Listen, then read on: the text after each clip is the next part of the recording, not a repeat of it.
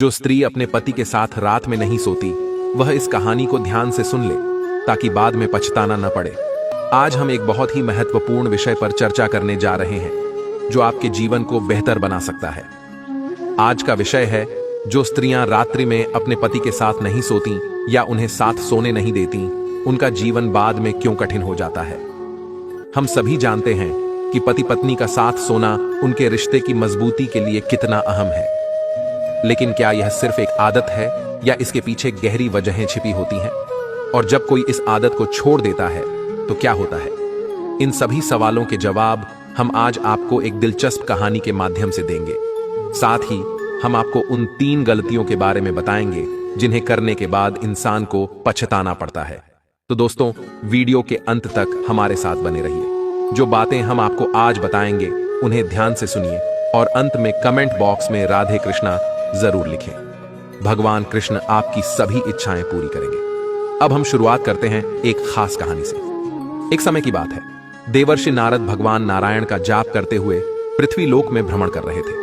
तभी उनकी नजर एक व्यक्ति पर पड़ी जो रात के अंधेरे में तेजी से जंगल की ओर जा रहा था। देवर्षि नारद यह देखकर चौंक गए।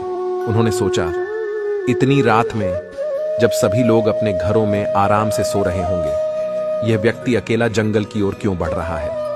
यह सोचकर उन्होंने उस व्यक्ति का पीछा करना तय किया। देवर्षि नारद आकाश मार्ग से उस व्यक्ति के पीछे पीछे चलने लगे। वह व्यक्ति लगातार जंगल की ओर बढ़ता गया और कुछ समय बाद वह एक झोपड़ी के पास पहुंचा, जहां एक अत्यंत सुंदर स्त्री झोपड़ी के बाहर खड़ी थी। वह बहुत सुंदर दिखाई दे रही थी। उस स्त्री ने जब उस नौजवान को आते हुए देखा तो कहा, आइए, मैं आपका काफी देर से इंतजार कर रही थी, आप देर से आए। नौजवान ने जवाब दिया, हे प्रिय, आज मेरी पत्नी काफी देर में सोई, इसलिए मुझे आने में देर हो गई। स्त्री ने कहा, कोई बात नहीं, भला आप आए तो सही। मुझे भी आज अपने पति को सुलाने में थोड़ी देर हो गई, लेकिन फिर भी मैं आपसे पहले आ गई। प्रिय दर्शकों, देवर्षि नारद इन दोनों की बातें सुन रहे थे।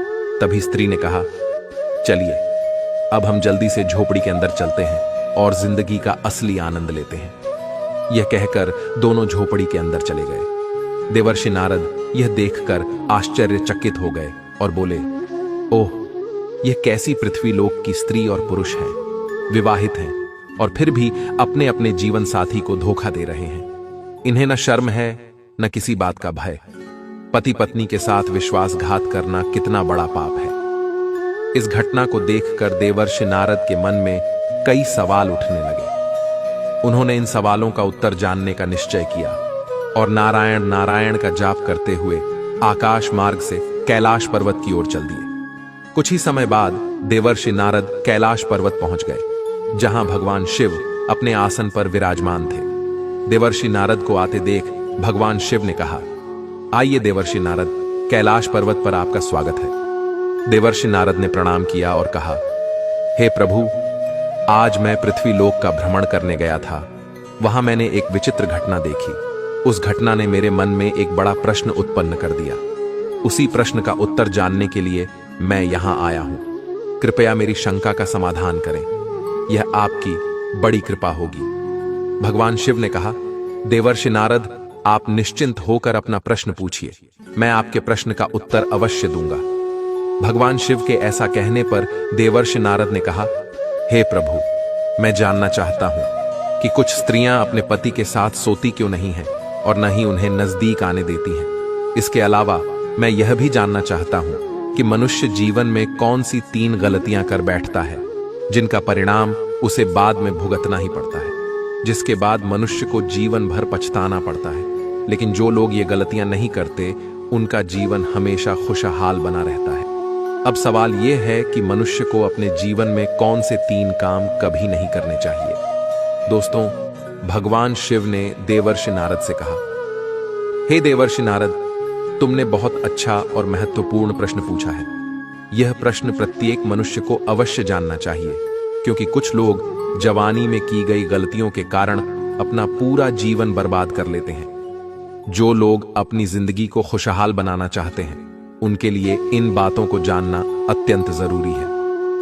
भगवान शिव ने कहा, अब मैं तुम्हें एक बहुत ही महत्वपूर्ण और ज्ञानवर्धक कहानी सुनाने जा रहा हूं।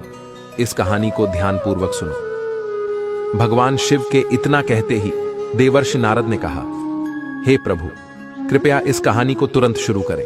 मैं आपको वचन देता हूं कि इसे शुरू से अंत तक ध्यान से सुनूंगा और इसे समस्त लोकों में जाकर सुनाऊंगा। इसके बाद भगवान शिव ने कहानी शुरू की और कहा, पूर्वकाल की बात है। एक नगर में एक किसान रहता था। वह बहुत साधारण जीवन जीता था, लेकिन काफी धनी था। किसान अपनी कड़ी मेहनत के कारण खेती में बहुत अच्छा करता था।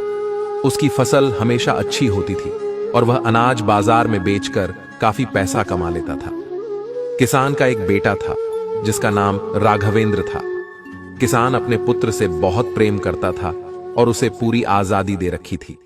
लेकिन कहते हैं, अधिक आजादी बच्चे के लिए हानिकारक होती है। राघवेंद्र भी गलत संगत में पड़ गया। गलत संगत के कारण राघवेंद्र ने जुआ खेलना शुरू कर दिया। वह अपनी कम उम्र में ही बुरी आदतों का शिकार हो गया। काम वासना को शांत करने के लिए वह वेश्याओं के पास जाने लगा। एक दिन किसान को यह सब पता चला कि उसका बेटा जुआ खेलता है, शराब पीता है और बुरे रास्ते पर चल पड़ा है। किसान यह जानकर बहुत परेशान हो गया। वह सोचने लगा कि आखिर कहां चूक हो गई जिसने मेरे बेटे को इस हाल तक पहुंचा दिया। इसका खर्चा बहुत बढ़ गया था। किसान ने सोचा, अब कोई उपाय करना होगा। फिर उसने निर्णय लिया कि अपने पुत्र राघवेंद्र का विवाह कर देना चाहिए। किसान को लगा कि जब उसका विवाह हो जाएगा और उसकी पत्नी घर आएगी तो वह उसे समझा सकेगी और उसे सही रास्ते पर ला सकेगी। यह सोचकर किसान ने राघवेंद्र का विवाह करवा दिया। विवाह के बाद राघवेंद्र घर पर ही रहने लगा, क्योंकि उसकी पत्नी बहुत ही सुंदर और गुणवान थी। कुछ समय बाद राघवेंद्र के माता पिता वृद्धावस्था में पहुंच गए और एक दिन वे इस संसार से विदा हो गए। दोस्तों, कहानी को आगे बढ़ाते हुए भगवान शिव ने कहा, हे देवर्षि नारद, अब असली कहानी शुरू होती है। राघवेंद्र की पत्नी की सुंदरता ने उसकी काम वासना को शांत कर दिया था, लेकिन उसकी जुआ खेलने की बुरी आदत अभी भी जारी थी। धीरे धीरे उसने अपनी सारी संपत्ति जुए में हार दी। अब उसके पास न धन बचा था, न ही कोई हुनर। भगवान शिव ने कहा, एक दिन उसकी पत्नी ने उससे कहा, अब हमारे पास कुछ भी नहीं बचा। तुम राजा के पास जाकर कोई नौकरी क्यों नहीं ढूंढते, ताकि हम अपने जीवन का गुजारा कर सके। भगवान शिव ने समझाया, हे नारद, जब कोई व्यक्ति राजा के पास नौकरी मांगने जाता है तो राजा सबसे पहले यही पूछता है कि वह क्या कर सकता है। यदि उसके पास कोई हुनर होता है तो उसे काम मिल जाता है, लेकिन यदि वह कुछ भी नहीं कर सकता तो उसे बेकार समझकर लौटा दिया जाता है। इंसान की कला ही उसकी असली पहचान होती है। राघवेंद्र के पास न धन था न कोई कला। वह अपने जीवन के ऐसे मोड़ पर आ गया था जहां केवल पछतावा ही बचा था। उसके 2 पुत्र भी थे जिनका विवाह करना था। घर चलाना मुश्किल हो गया था।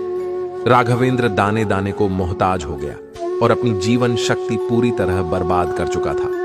एक दिन राघवेंद्र अपनी पत्नी के पास काम वासना के भाव से गया। तब उसकी पत्नी ने उससे कहा, इस संसार में सबसे बड़ा सुख केवल काम वासना में नहीं है। सच्चा सुख जरूरतमंद लोगों की मदद करने में है। जो लोग केवल अपनी इच्छाओं के पीछे अंधे हो जाते हैं, वे बर्बाद हो जाते हैं। फिर उसकी पत्नी ने कहा, हे स्वामी, अब मैं तुम्हें 3 सबसे बड़ी गलतियों के बारे में बताने जा रही हूं। तुम इन्हें बहुत ही ध्यान से सुनो। मनुष्य 3 बड़ी गलतियां करता है, जिन्हें कुछ लोग अनजाने में करते हैं और कुछ लोग जानबूझकर। लेकिन ये गलतियां उन्हें जीवन भर पछताने पर मजबूर कर देती हैं। पहली गलती, जीवन के शुरुआती दिनों में अच्छी शिक्षा और हुनर न सीखना। जो लोग अपनी जवानी में शिक्षा और हुनर की अनदेखी करते हैं, उन्हें अपने करियर और जीवन में कई परेशानियों का सामना करना पड़ता है।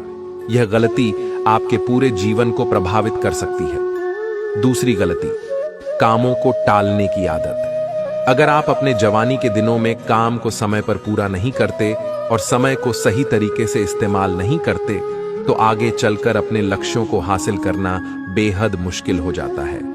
तीसरी गलती, गलत संगत में रहना। यदि आप अपनी जवानी में गलत संगति में पड़ जाते हैं और बुरी आदतों का शिकार हो जाते हैं, तो यह आपकी तरक्की को रोक देता है और आपको बर्बादी की ओर ले जाता है। और सबसे महत्वपूर्ण बात, सेहत का ध्यान न रखना। अगर आप अपने शारीरिक और मानसिक स्वास्थ्य का ध्यान नहीं रखते तो भविष्य में कई बीमारियों का सामना करना पड़ सकता है। इसलिए अपनी सेहत का विशेष ध्यान रखना बहुत जरूरी है। फिर पत्नी ने कहा, तुमने अपनी जिंदगी की शुरुआत ही गलत की, इसलिए आज हमें इतनी मुश्किलों का सामना करना पड़ रहा है।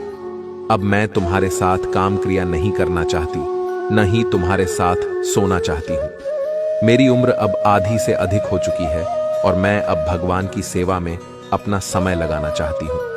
यह वही समय है जब हमें अपनी आत्मा को परमात्मा से जोड़ना चाहिए। युवावस्था तक लोगों का जीवन ब्रह्मचारी होता है। इसके बाद वे विवाहित जीवन में प्रवेश करते हैं, पुत्र की कामना करते हैं और फिर वृद्धावस्था में ब्रह्मचारी जीवन की ओर लौट जाते हैं। अब वृद्धावस्था को बर्बाद नहीं करना चाहिए। पूजा, सत्संग और भजन करने का यह सही समय है। मैं अपने जीवन को और अधिक बर्बाद नहीं करना चाहती। अब तो तुम समझ ही गए होगे कि मैं तुम्हारे साथ क्यों काम क्रिया नहीं करना चाहती और क्यों तुम्हारे साथ सोना नहीं चाहती। अब हमारा जीवन केवल एक ही लक्ष्य पर केंद्रित होना चाहिए। अब हमें अपने बच्चों का विवाह कर देना, फिर मेहनत पर ध्यान दो और काम क्रिया को भूल जाओ। भगवान हम लोगों की जरूर सुनेंगे। मित्रों, कहानी को आगे बढ़ाते हुए भगवान शिव कहते हैं, देवर्षि नारद, राघवेंद्र की पत्नी ने सही कहा था कि जो मुझसे सच्चे मन से जुड़ते हैं उन्हें कभी किसी चीज की कमी नहीं होती। फिर क्या हुआ? एक दिन उस औरत को एक बूढ़ी महिला मिली। वह महिला अपना सारा धन और संपत्ति राघवेंद्र के परिवार को सौंप देती है और कहती है, मेरे पास कोई अपना नहीं है, मुझे बस 2 वक्त की रोटी चाहिए। वह बूढ़ी महिला राघवेंद्र के घर में रहने लगी। राघवेंद्र ने अपने दोनों बेटों का विवाह भी कर दिया और परिवार में हंसी खुशी का माहौल बन गया। भगवान शिव कहते हैं, देव आशि नारद, उस बूढ़ी महिला के धन से राघवेंद्र के परिवार की हालत तो सुधर गई, लेकिन राघवेंद्र का स्वभाव अभी भी बदल नहीं पाया। वह गलत मार्ग पर जाने लगा। उसकी पत्नी ने उसके साथ सोने और काम क्रिया करने से मना कर दिया। यही वजह थी कि राघवेंद्र ने बाहर किसी और महिला के साथ संबंध बनाना शुरू कर दिया। रात्रि में जब उसकी पत्नी सो जाती तो राघवेंद्र गांव के बाहर एक झोपड़ी में जाकर दूसरी महिला के साथ अपनी काम वासना को शांत करता। भगवान शिव कहते हैं, देवराशि नारद, मेरा यह कहना है कि स्त्रियों को यह बात ध्यान में रखनी चाहिए कि अपने पति का पूरा त्याग करना उचित नहीं होता है। जैसे राघवेंद्र की पत्नी ने किया वैसा नहीं होना चाहिए। एकदम से अपने पति के साथ सोना और काम क्रिया बंद कर देना पति को गलत राह पर ले जा सकता है।